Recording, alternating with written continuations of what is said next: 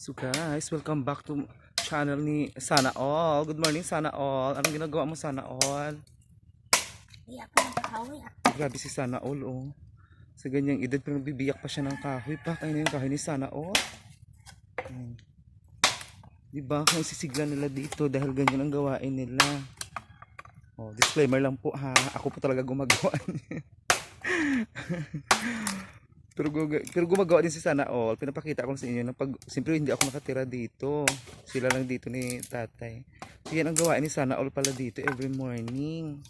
Yan o, pag wala silang panggatong. So sa ngayon ako po talaga nagbibiyak siya. Pinapakita ko lang po sa inyo kung anong gawain ni Sana All. Mahirap ba Sana All magbiyak ng kahoy? Nay, mahirap ba magbiyak ng kahoy? Mahirap. Matagal mo yung ginagawa yan? Opa. Noon pa, to imagine, sa kanyang edad hanggang ngayon until now. Pa, kayo mga ka-Sana All, kaya nyo bang gawin yan? O diba? Ayun, mayroon pa siya dito, mga stock o. Tapos yan pang ginagawa niya. Aga-aga yan.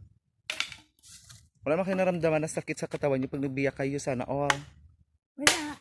O diba? Wala. Practice. Exercise nyo ba yan? Opo. Masaya na kayo sa ginagawa nyo kada tuwing umaga Sana All. Opo. O diba? Tapos binibilad nyo pa. Opo. Ayan. Tapos paghapon, doon niya na anuhin, ilagay. Marami na kayong ano niya naluluto. Opo. Diba? Puro ka. O babay na muna sa mga ano mo ka Sana All, dali. Sana All. Bye na.